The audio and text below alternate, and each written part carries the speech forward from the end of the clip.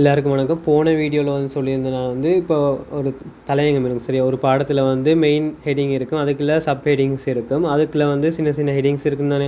அப்போ அவ்வளோத்தையும் எப்படி ஞாபகம் வச்சுருக்கிறது, அப்போ டிக் பண்ணி படிக்கிற மாதிரி ஒரு பேட்டர்ன் சொல்லி தந்தேன். அதுலேயே சொல்லியிருந்தேன் பாஸ் பேப்பரை வந்து நீங்கள் ஒப்பிட்டு படிக்கலாம்னு சொல்லியிருந்தேன் தானே. அதுதான் இப்போ செய்ய போகிறோம், பாஸ் பேப்பர் அனலைஸ். அப்படின்னா இப்போ நீங்கள் இந்த வருஷம் எழுத போகிறீங்கன்னா கடந்த 5 வருஷத்தை வந்து நீங்கள் என்னென்ன மாதிரி கேள்வி வந்திருக்கு, என்ன மாதிரி பேட்டர்ன் வந்திருக்குன்னு பார்த்துட்டிங்கன்னா இந்த முறை அந்த பேட்டர்னில் வந்தால் நீங்கள் ஈஸியாக இலகுவாக எழுதக்கூடிய மாதிரி இருக்கும். புதுசாக வந்தாலும் நீங்கள் குழம்ப தேவையில்லை. அப்போ முதலே அந்த கீ டேர்மை பார்த்துருப்பீங்க, ஒரு பாஸ் பேப்பரில் வந்து இந்த மாதிரி வந்திருக்குன்னா அதே மாதிரி நீங்கள் கெஸ் பண்ணி எழுதக்கூடிய மாதிரி இருக்கும். இது வந்து குறிப்பாக ஓ லெவல் ஏ லெவல் எடுத்தவங்களுக்கு எழுத போகிறவங்களுக்கு வந்து இந்த பேட்டர்ன் வந்து ஈஸியாக இருக்கும். நான் வந்து இப்போ ஏ லெவலில் வந்து எக்ஸாம்பிளுக்கு எக்கனாமிக்ஸ் பாடத்தை எடுத்து அதை எப்படி செய்கிறதுன்னு நான் சொல்லி காட்டணும். ஓகே, இப்போ எக்ஸாம்பிளுக்கு வந்து முதலாவது வந்து இது வந்து பார்த்தீங்கன்னா இப்போ இப்போ ஏ லெவல் இப்போ புதுசாக செய்கிறீங்க தானே. இப்போ வந்து 12ஆம் வகுப்பு இப்போ புதுசாக வந்து முதல் கிளாஸ் போகிறீங்கன்னா இது செய்யக்கூடாது சரியா. முதலாவது பாடம் சப்ஜெக்ட் முடிக்கிறீங்க தானே, முதலாவது சப்ஜெக்டை முடித்த பிறகு தான் இது செய்யணும். அப்போ தான் உங்களுக்கு இந்த முதலாவது சப்ஜெக்ட் முடிச்சிட்டிங்கன்னா தான் அதுக்குள்ளே என்னென்ன விடயம் இருக்குன்னு உங்களுக்கு தெரிய வரும். அப்போ அதை வச்சு தான் நீங்கள் பாஸ் பேப்பரில் பார்ப்பீங்க, ஆனால் இது படிச்சிருக்கேன்னு அப்போ இந்த கேள்வி வருமானு சொல்லி மார்க் பண்ணலாம் சரியா. இப்போ எக்ஸாம்பிளுக்கு வந்து சார் வந்து உங்களுக்கு உங்கள் கிளாஸ்லேயோ ஸ்கூல்லேயோ வந்து சொல்லி தரணும், பொருளாதார வளங்கள்ண்டா என்னென்னு படித்து தரணும்னு வைங்களேன். அப்போ நீங்கள் படிச்சது தானே உங்களுக்கு பொருளாதாரம்னா என்னென்னு தெரியும், அதுக்குள்ளே இருக்க 4 இது தெரியும். அப்போ தான் நீங்கள் பாஸ் பேப்பரில் பார்க்கும்போது இது நாங்கள் படிச்சிருக்கோம், அப்போ இது வந்திருக்குன்னு சொல்லி நீங்கள் மார்க் பண்ண போகிறீங்க. இப்போ ஓகே, அப்படி தான் பார்க்குறது. இப்போ பாஸ் பேப்பர் எடுங்க, எக்ஸாம்பிளுக்கு வந்து நான் 2018 ஸ்டார்ட் பண்ணணும் சரியா. 18 என்ன கொஸ்டின் வந்திருக்கு, அது என்ன பேட்டர்னில் வந்திருக்குன்னு சொல்லி அப்படி போவோம். ஓகேயா, 2018 பாஸ் பேப்பர் பார்த்தீங்கன்னா அதில் வந்து முதலாவது பாடத்துக்கு வந்து வரப்போகுது சரி. அப்போ அவங்க முதலாவது கேள்வி என்ன கேட்டிருக்காங்கன்னா, ஒரு உற்பத்திக்காரன் என்ற வகையில் முயற்சியானது உழைப்பிலிருந்து எவ்வாறு வேறுபடுகிறது கேட்டிருக்காங்க. அப்போ உங்களுக்கு தெரியும் உற்பத்திக்காரணிகள் வந்து 4 இருக்குது சரியா. நிலம் உழைப்பு மூல முயற்சின்னு இருக்குது. அப்போ இதில் வந்து முயற்சியாளர் வந்து மற்ற 3 காரணியை விட டிஃப்ரெண்ட் ஆகிறதுக்கு என்னென்ன காரணம் வந்து கேட்டிருக்காங்க. அப்போ முதலாவது உங்களுக்கு தெரியும் உற்பத்திக்காரன் தான் என்ன தெரிஞ்சுக்கணும் தானே. அப்போ மெயின் கீ டேர்ம் என்ன, உற்பத்திக்காரணி வந்து நீங்கள் எழுதுங்க. அதில் வந்து முயற்சியாளர் தான் இந்த வருஷம் பாஸ் பேப்பரில் கேட்குறாங்க. அப்போ நீங்கள் இதில் என்ன செய்வீங்க, உற்பத்திக்காரணி போட்டு முயற்சியாளர்னு எழுதிக்குங்க. அப்போ உங்களை அடுத்த வருஷம் பாஸ் பேப்பர் பார்க்கும்போது உற்பத்தி காரணி என்றால் என்னென்னு கேட்குறாங்களா பார்க்கலாம், இல்லாட்டி அதே தான் திருப்பி கேட்குறாங்கன்னு செக் பண்ணிக்கலாம். நீங்கள் மென்ஷன் பண்ணணும். இதை எழுதும்போது வந்து ஃபுல்லாக அவங்க தாரக்கு வெளியே அப்படியே எழுத வேண்டாம். அதில் இருக்க கீ பாயிண்ட் உங்களுக்கு என்ன விளங்குதோ அதைத்தான் எழுதுங்க சரியா. சின்ன ஷோர்ட்டாக எழுதுனா தான் உங்களுக்கு ஈஸியாக பாஸ் பேப்பர் வந்து கம்பேர் பண்ணக்கூடிய மாதிரி இருக்கும். 2வது கேள்வியை பாருங்கள், அதிகரித்து செல்லும் அமைய செலவு விதியினை விளக்கு. அப்போ அதிகரித்து செல்லும் அமைய செலவுனா அமைய செலவு பாக 3 இருக்குது. அதுக்குள்ள வந்து இந்த முறை வந்து அதிகரித்து செல்லும் அமைய செலவு கேட்டிருக்காங்க. அப்போ அதை விளக்கிட்டு அது காரணம் வந்து என்னென்று எழுதிக்கோங்க. காரணிகள் இருக்குதுன்னு அதிகரித்து செல்லும் அமைய செலவு காரணிகள் இருக்குது. அப்போ காரணிகளையும் எழுதிக்கோங்க. பிறகு வந்து வகை என்று ஏன் போட்டிருக்கேன்டா, இப்போ அமைய செலவு வகை வந்து 3 இருக்குது. அப்போ படிக்கும் போது நீங்கள் 3ஐயும் படிச்சிங்கண்டா ஒரு பாஸ் பேப்பரில் வந்து அதிகரித்து செல்லும் கேட்டுனா அடுத்த வருஷம் வந்து குறைந்து செல்லும் கேட்க வாய்ப்பு இருக்குது. அப்போ நீங்கள் 3ஐயும் படித்த மாதிரி இருக்கும். அதுதான் வகைகள்னு போட்டுக்கணும் சரியா. 3வது கேள்வி வந்து அடிப்படை பொருளாதார பிரச்சனைக்கான அடிப்படை பொருளாதார பிரச்சனை என்னென்னு கேட்டிருக்காங்க 3ஐயும். அதுக்கான தீர்வு வந்து பொருளாதார முறைமை வந்து எப்படி கையாளணுன்னு கேட்டிருக்காங்க. அப்போ அடிப்படை பொருளாதார பிரச்சனை நோமலாக போடுங்க, அதான் கீ டேர்ம் சரியா. அப்படி எழுதிட்டு 3 இருக்குது, அதை எழுதிட்டு பொருளாதார முறைமை 3 இருக்குது, அதை எப்படி கையாளணுன்னு விளக்குனா சரி. அதுதான் பொருளாதார முறைமைகள்னு போட்டிருக்கேன் சரியா.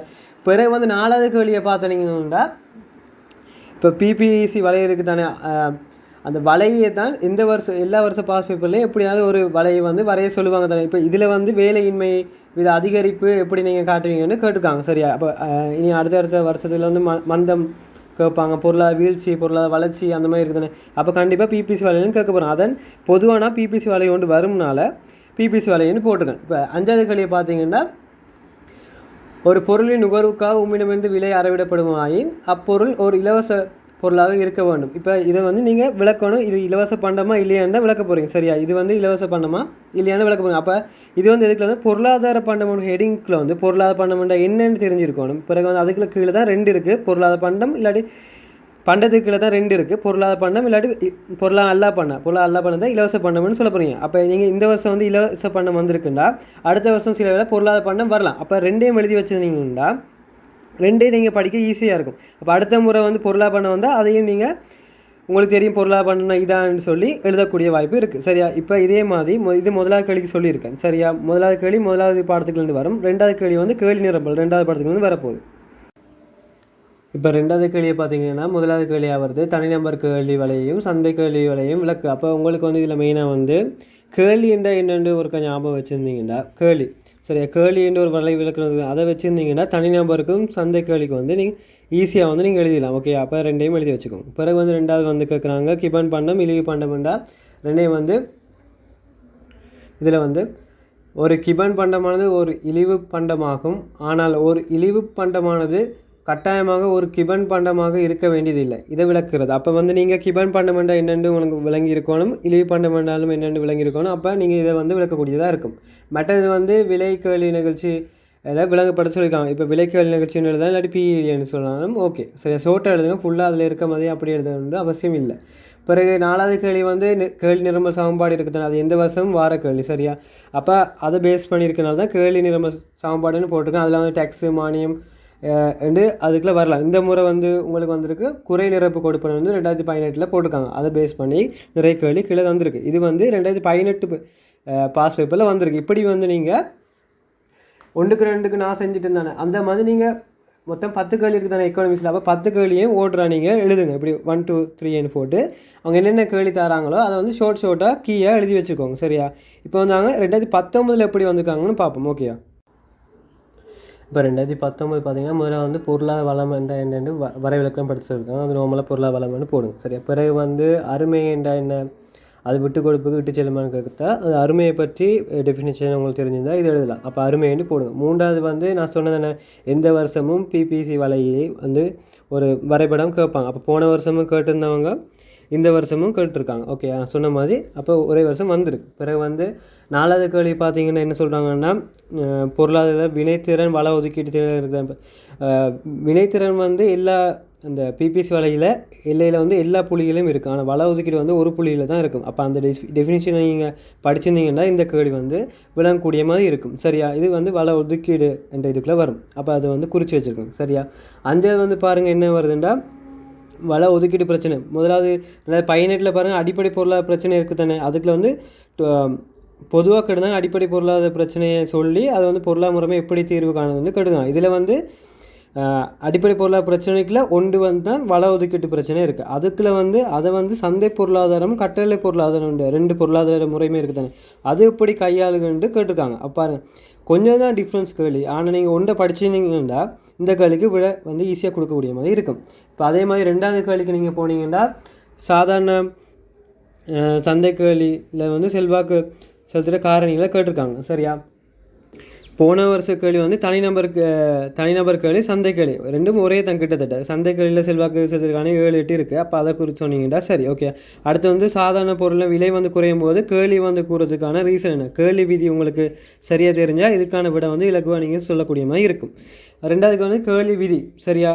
டிஃப்ரென்ஸ்க்கு விலை வந்து கூடும்போது அதுக்கு எதிர்க்கணி தொடர்பு தானே விலைக்கும் கேள்வி தொகைக்கும் 2வது கேள்வியை பார்த்தீங்கன்னா ஒரு பொருள் விலை அதிகரிக்கும் போது அப்பொருள் கேள்வி தொகை வந்து வீழ்ச்சியடையும் ஏன் என விளக்கு. அது வந்து ஷார்ட் ஃபார்மாக கேள்வி விதியை தான் விளக்க சொல்லியிருக்காங்க. அப்போ நீங்கள் கேள்வி விதி என்று போட்டால் சரி. பிறகு வந்து ஒவ்வொரு வருஷமும் ஒப்பிட்டு பார்த்தா ஓகேயா இருக்கும். 3வது வந்து பாருங்கள் அதே மாதிரி இந்த போன வருஷம் வந்து பாருங்கள் கேள்வி நிரம்ப சமன்பாடு கேட்டிருக்கணும் சரியா.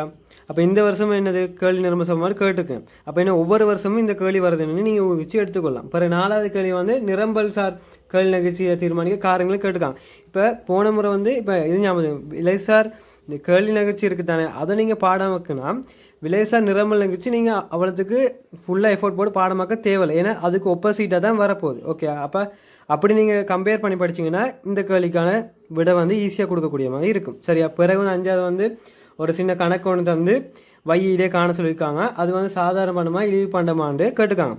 போன வருஷ கேள்வியில் பாருங்கள் கிபன் பண்டம் இழிவு பண்டத்துக்கு வந்து கேட்டுருக்காங்க. அப்போ அதில் வந்து இழிவு பண்டத்தை நீங்கள் ஞாபகம் வச்சுருந்தா இந்த கேள்வியை வந்து செய்யக்கூடிய மாதிரி இருக்கும்.